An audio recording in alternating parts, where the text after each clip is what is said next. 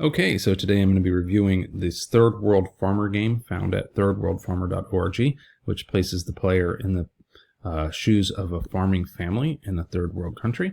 And I like this game because it's very simplified, but it has it shows a lot of the reasons why a farmer just would struggle to get ahead in a situation where the deck is stacked against him. And we'll see some of that here as we go along. So you start the game with only $50, and so $50 is not enough to do much in the game. So we're going to start with some wheat and grow that. And that's about all we can do. And then at the end of your year, you'll get an annual report. And we have struck out because we placed all of our money into a wheat harvest, and that failed.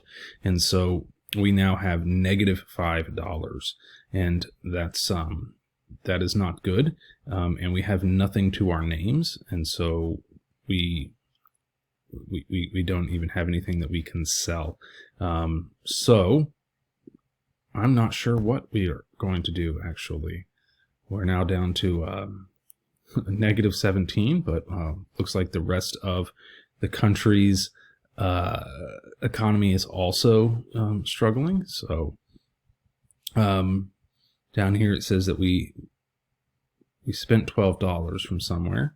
Okay, artisanal mining. Low on cash, a neighbor has started digging for cobalt and other raw minerals on his land and had some luck. He's willing to help you set up your own artisanal mine, although security could be a concern.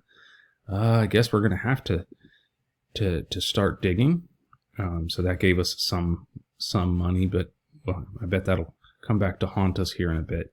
So once again, we're going to try and turn our $83 into a surplus, and do that by planting, and that's it. So I guess we're all in on wheat once again.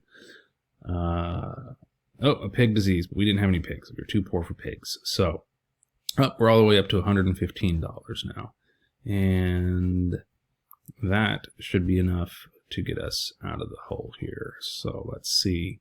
Let's try some cash crops. So of course, cash crops come with a bit more risk because they are more dependent on market variables, and just as it is in real life. And we'll go ahead and, oh, let's do two more of those. Oh, two more of those, I say. And let's play, and let's hope that the economy doesn't crash. Oh, we have a civil war. Oh no. So once again, I'm down to nothing. I have $7 left to my name because the country that I live in is very unstable. So as you can see, this is a very useful tool in showing the various types of problems and challenges that a family like this would face. I've run several simulations now, and I've gotten ahead enough to have barns and cattle and things like that, but never far enough to have bribed my own politician here for $800.